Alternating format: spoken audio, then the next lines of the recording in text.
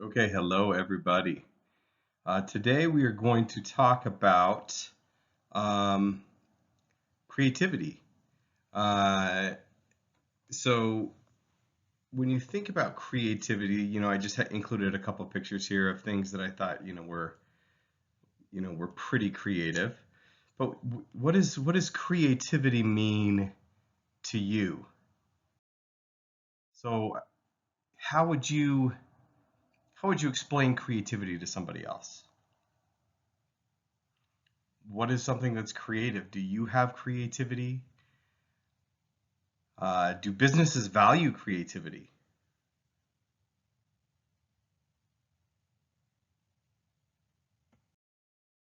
So we're going to do a little activity. This is what you need. You need a piece of paper and you need something to draw with, okay? We're going to do two little creative activities, and maybe you haven't done something like this since, you were younger, but this is what I want us to do. So get your paper, pause me if you need to so that you can go grab your paper and pencil or pen or whatever you're going to use. And I want you to draw an animal that does not exist. I'm going to do it as well. Take some time, draw an animal that does not exist.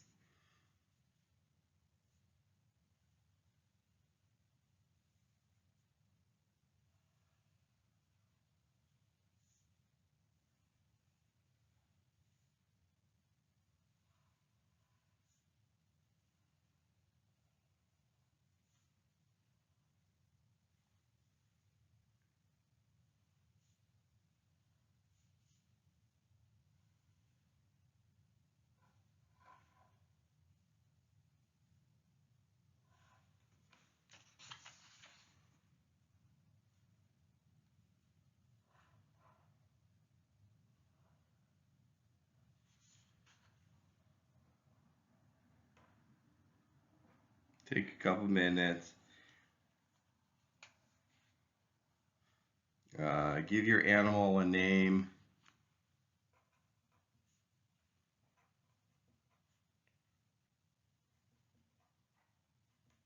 Okay. And how did you do? What did you draw? This is what I drew. This is Mr. Octofoot. He has a family, a couple kids, and he works in a factory because he has lots of hands. So, yeah, I don't know. He doesn't exist. All right, so get your second piece of paper because we're about to do another activity. Okay, here we go. So for this activity, I want you to draw an intelligent being that has yet to be discovered. Okay, so intelligent being that has yet to be discovered. Go ahead, take some time.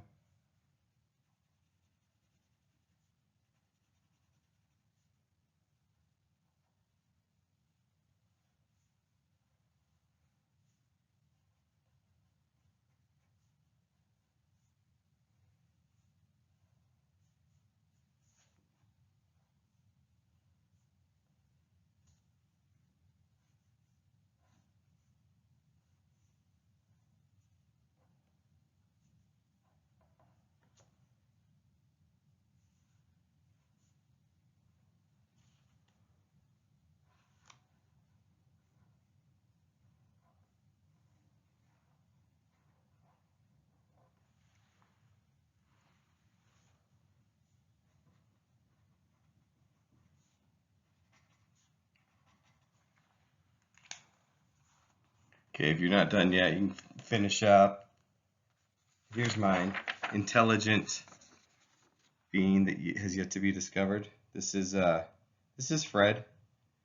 I guess I went with the octo theme because he got like octopus like feet, and yeah, that's Fred. Where does he live? He hangs out in the rainforest somewhere on Earth, just squiggling around.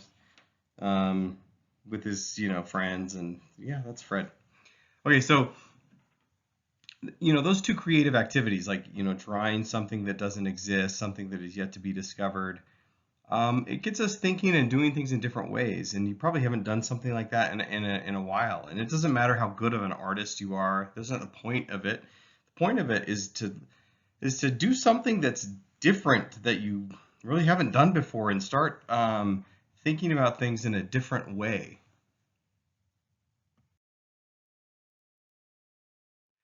So I discovered when I do the slides, I can't actually play the little videos, so they won't. They won't actually play. But pause me, and in your own slide deck, pull up this video, because these are creative. I think these are unique and different, and something that's outside the box. So go ahead and pause me, pull up your own slide deck, and watch this video.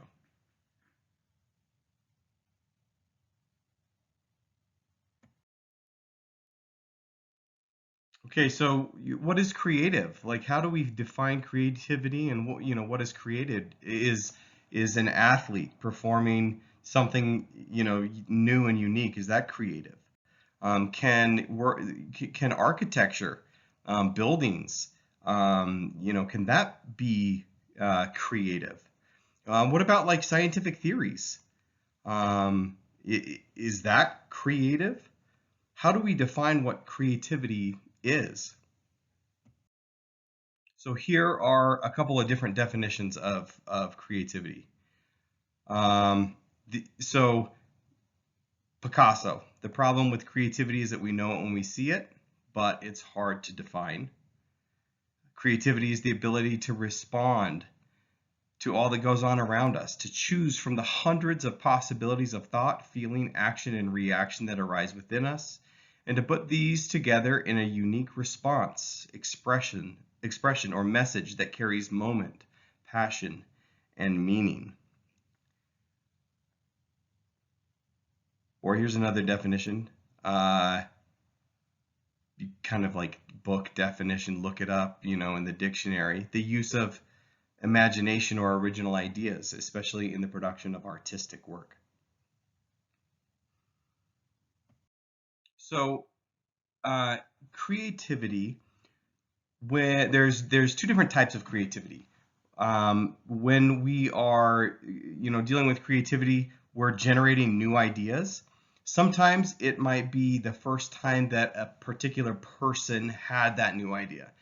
And so that's psychological creativity. So if it's new to that person, the first time they had it, that's it's still creative and it's still a new idea. It might not be the first time someone has ever had that idea, but that's okay. That's what P creativity is, psychological creativity.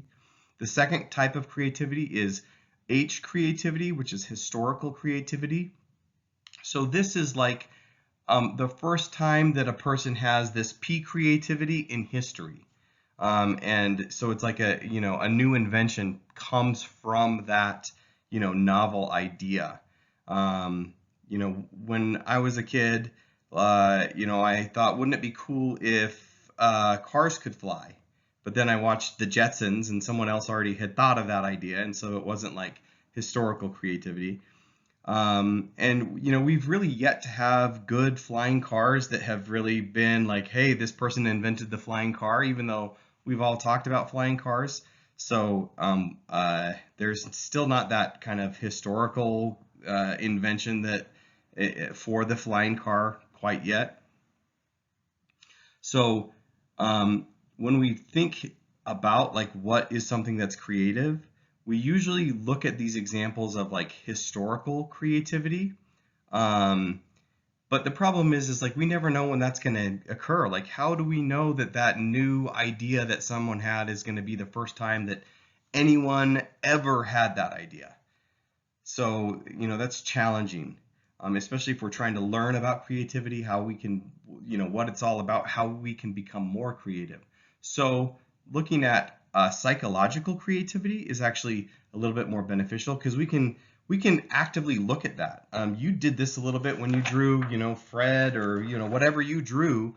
That was psychological creativity. So that's something that can be actively looked at to see, what it's all about. So with only looking at historical creativity, there are, obviously cautions, because sometimes history, whoever writes the history books are the people that get to determine what history actually is, right? So there's lots of myths that kind of happen around great inventions. There's dramatizations around the story and different versions of a story, and so it's challenging. Um, the the thing that I liked about that previous slide, I didn't mean to advance, is Thomas Edison. I want you to go back on that slide and watch that the link that I had in there about Thomas Edison and the light bulb, because creativity is a lot of hard work, actually, especially when it comes to invention. Trying a lot of things in a lot of different ways is like hard work. And so when he finally, got the light bulb, yeah, he wasn't the only one. There was lots of other people that did as well. But, Thomas Edison inventing the light bulb was because it was the first successful commercial light bulb. So take a moment, go to your slides, and watch that link that I just skipped, because I actually don't know how to go back in my slide deck here. So when dealing with invention, and talking about how can we create and invent something new, we're a little bit limited, because our creative ideas or our inventions, they have to be related to something that we know and understand. When I drew Fred, right, like I was using things that were familiar and that I knew, like, okay, like I understand what octopusy body, like there are things that I have to understand to create a new thing. So that suggests that creativity is incremental. Like we can only because other people have to understand it. So we can't create something that's new and unique and totally incomprehensible to somebody else, because how would they even understand what we're doing? If we went back in time with a cell phone and tried to give it to early humans, like it would be nonsense. Like, if early humans weren't even, they don't have the concept of talking across distance or talking in a thing, and it would just be nonsense.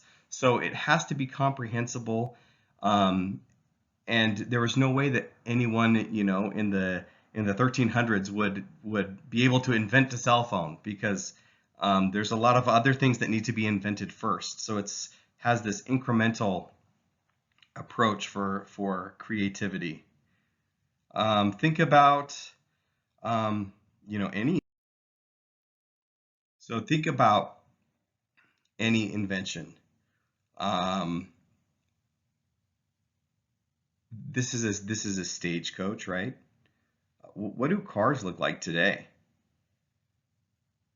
Don't they pretty much look like that? It's like boxy thing we sit in with 4 wheels. They like that. New inventions are always based on what came before it, right? What does the brand new iPhone look like? The very first iPhone, it's like square thingy that you hold in your hand. That's all. Like it's not that, it's which looks like the very first, cordless phones that were kind of square and you held in your hand. So inventions, they are based off of things that we already know, which is interesting, right? So it has this incremental, as we're creating new things, we're creating and innovating off of something that has come before us. Okay, I want you to pause me, go to your slides, and to watch this. It's like a 5-minute TED demonstration. Famous musician, and he makes a clarinet out of a carrot, which is awesome, and talks about how one of his favorite definitions of creativity are combining two different things in unique ways. And so he combines, a saxophone mouthpiece with a carrot and a funnel, and he makes a clarinet. It's pretty awesome. Give it a watch.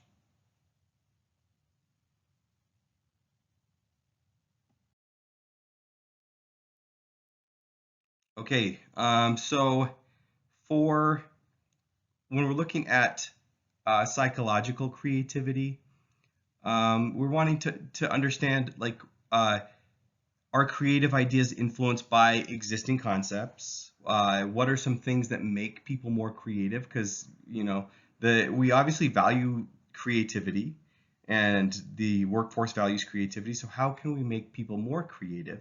And then how should creativity be judged ultimately? So here's this, back to this example. This is one of the common things that they do for studying peak creativity: drawing an animal that does not exist. Usually what happens is that these new animals, they are symmetrical. They have sense organs on their head. They're similar sense organs to humans. So, when I looked at where's my first guy? Yeah, so look, it's like I could cut him in half, pretty symmetrical, and he's got a head with a mouth and eyes, and yeah, I fell into this trap as well. Like, it's difficult to leave what we know. How did you do? What was yours like?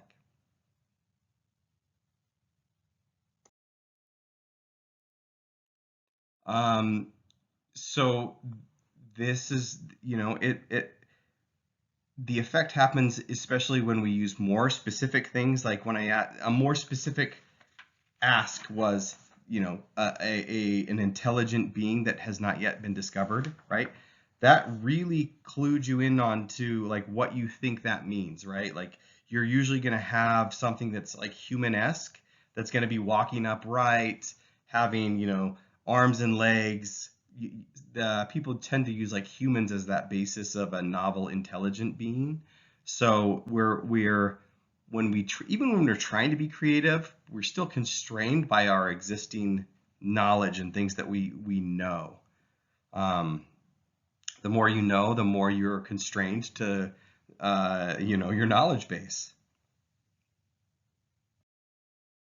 Here are some different personality traits of a creative person. Take a look and read through these. Do you find any of these in yourself?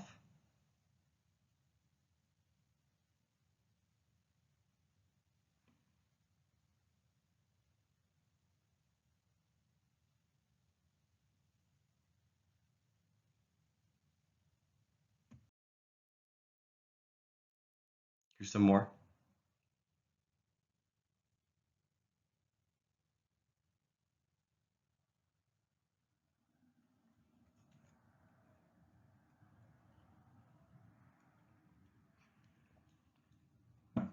So when looking at people that we say, this is a creative person, these are personality traits of these creative people. And whether you view yourself as, oh, I'm a creative person or I'm not, you probably have many of these personality traits, which means that, creativity is not just a personality thing, but it's something that we can, uh, yes, it's part of our personality, but it's something that we can tap into and seek to develop. Here's some creative stuff. I freaking love the beard hats. They're hilarious to me.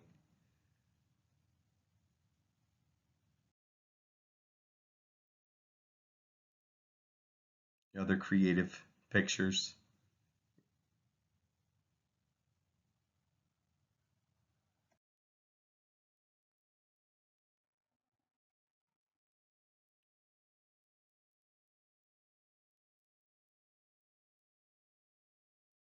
So What makes people more creative? There's this paradox, right? Because when people are trying to be creative, we access different categories in our mind. And those categories are retrieved based off of like the cues that we have during this creative process. So when I said, you know, an animal that doesn't exist, one of those cues was animal. The other one that was, doesn't exist. Intelligent being yet to be discovered. Those are all cues. And so you retrieve information from those cues. And the more cues that you have during this creative process leads you to very specific situations where you're actually less creative because you're doing things in a very specific category. So it constrains your creativity. So if we can force people into strange situations, to force them to do things that they haven't done before, they haven't seen before, to experience something that's like different than anything they've ever experienced, then that can actually lead to higher levels of creativity. Think about the way that you viewed the world as a kid. We always think kids, when you're a kid, you're really creative. It's because you don't understand the world. And so every situation that you're faced with is a strange situation. And so as you look to solve a problem, you find really creative solutions to solve that problem because, no one told you, hey, that's a dumb idea. Or, you didn't go to school and your teachers say, oh, that's an ugly drawing, or, hey, that's a dumb way to look at things. Or, school's weird, like, because we take creativity and we almost like, squash it out of kids at some point, which is unfortunate, right? So, dealing with this paradox, um, basically, if you are able to pick what you want to create and you pick the things that go into that, that's where the most creativity happens. If, the category of what you're supposed to invent and here are the parts you're supposed to use to invent something with, that's where the least inventive solutions happen. Because again, it's like you're constraining that creativity.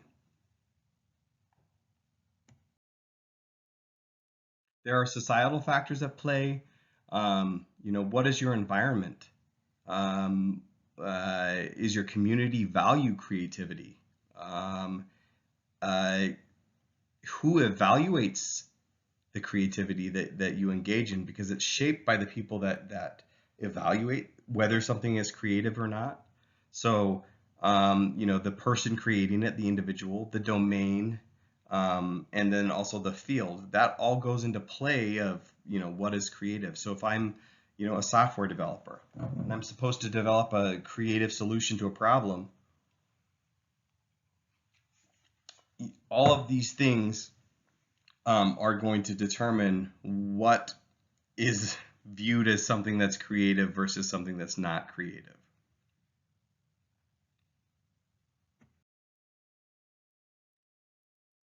Group creativity. This is interesting, right? We always say, groups are better.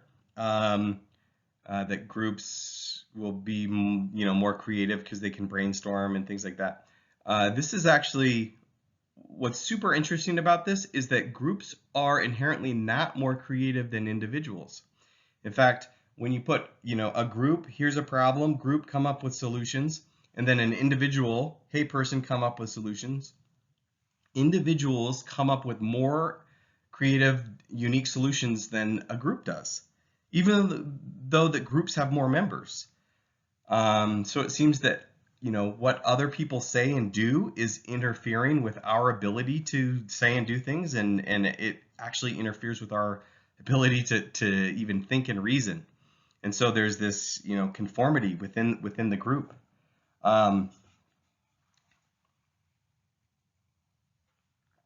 The first time that researchers saw this is in the 30s, where excuse me, where they basically put people in a room, in a dark room, and like turned on a light. And then, afterwards they're like, hey, like how much was that light moving around?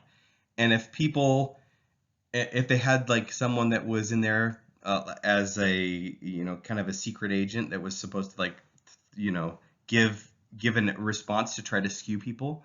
And if they were like, that light was moving around like crazy, everyone else was like, oh yeah, the light was really moving around, even though the light never moved. If someone else said, oh, the light was moving, then it interfered with the people's memory, and they're like, oh yeah, it must have been moving, so yeah, it was moving for me as well. So it shows that other people really influence how we think. Oh, this is so good. Um, uh, you need to, so if this link right here doesn't work, you need to look up candid camera elevator. How do you behave in an elevator? Candid camera. It's like old black and white from the 50s, and it shows like what people do in elevators. And people get in, people like will turn, the whole elevator of people will be like, in on it. They'll turn around, and the person that's not in on it will like look around and eventually turn around as well. Just because that's what the behavior of the group is doing. So pause me. I don't know why the video's not working, but see if you can find this video and watch it. It's super interesting. Here's another fantastic video about conformity. And it's super interesting, right? Again, if people are saying something is one way, it really influences everybody else. Even if we feel like that's not how it should be, we tend to like go along with the group, even if we know we're wrong. So while groups are good for some things, when it comes to creativity, they're not very good actually.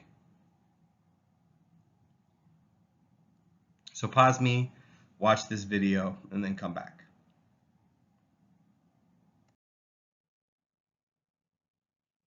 Okay, so how can you become more creative? Here are some rules that I think are good. Pay attention.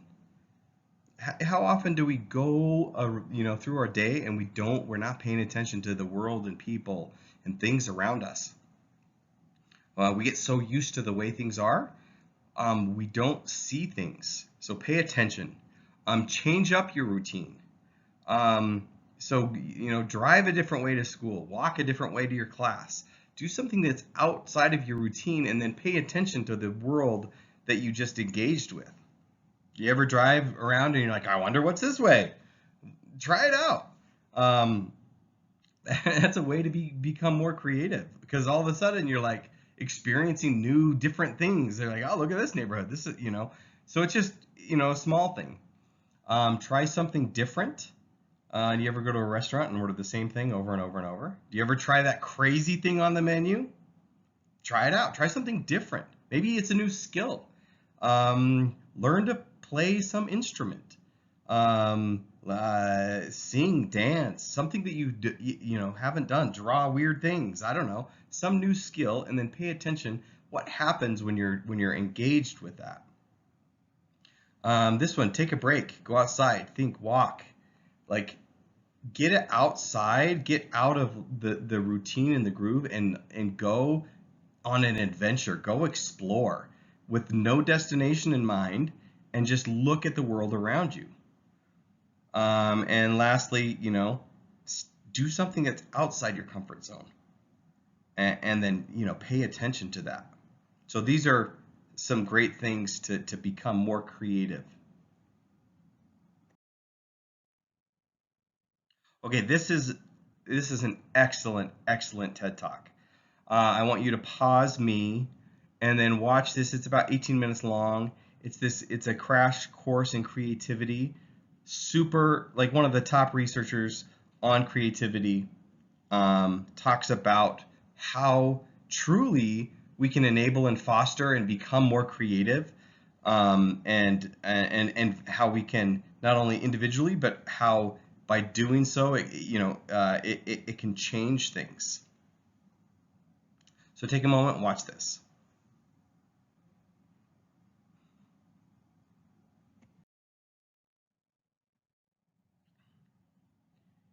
So this was another, I don't know, like slightly strange.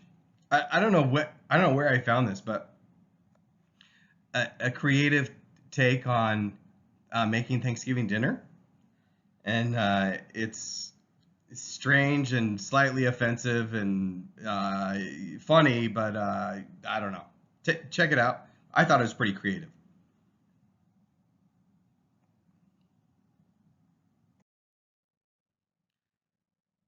So when we're going through creative problem solving, um, the first thing is we want to like explore, like what's happening, what are we faced with, right? And then we want to generate ideas, as many as possible. And then once we have our ideas and we've gone through, the next thing is we're going to have a plan for action to solve that problem. And then this is a process that is cyclical, right? Like it's you're never done, right? We're always looking at opportunities to try something else, try something different, try something new to solve that problem.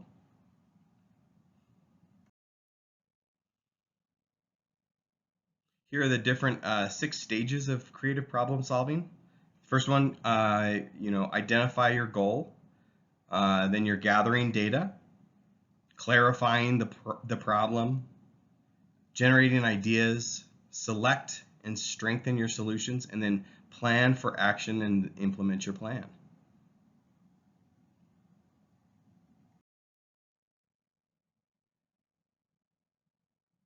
So the creative process it's a mental process, and things that are mental processes we can actually strengthen. We can describe those operations. It's a natural process.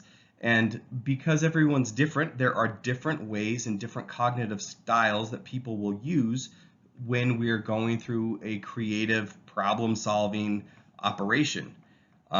So there are different preferences. And so understanding your preferences can help you understand where your strong suits are for when it comes to creativity. So this TED Talk really goes into those different, mental preferences when it comes to creativity. So pause me, watch this TED Talk, and then come back.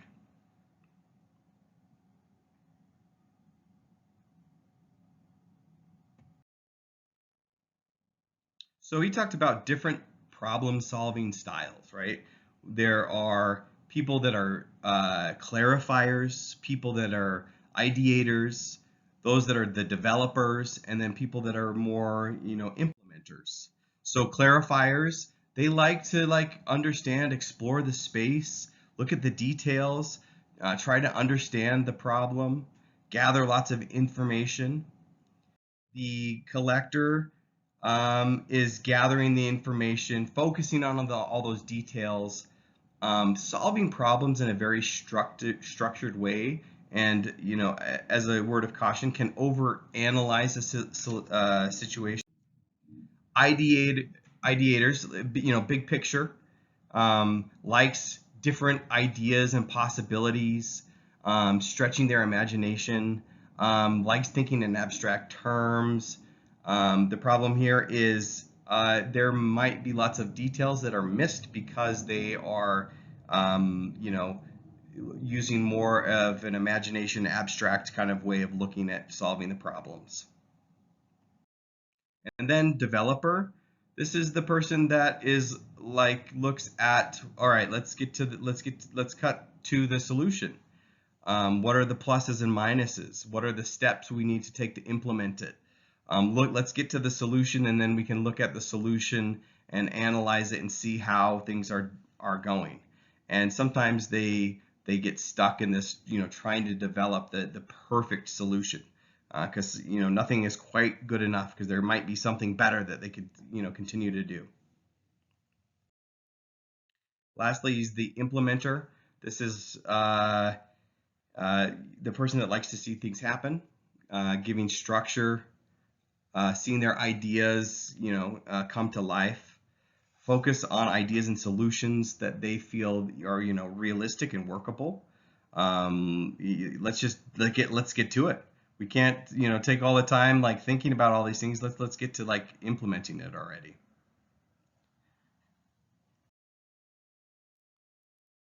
So here are some divergent thinking guidelines. That TED Talk talked about the convergent, divergent thinking. So first, rule out judgment. Suspend your evaluation as you're going through this. Seek quantity. So, generate the most possible solutions. Build on options, and then look at, novel associations.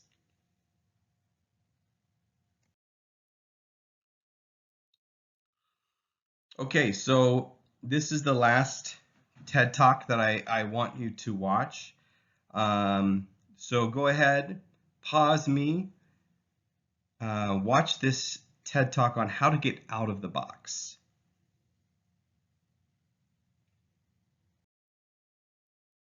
Okay, that's it for creativity. Thank you, everybody.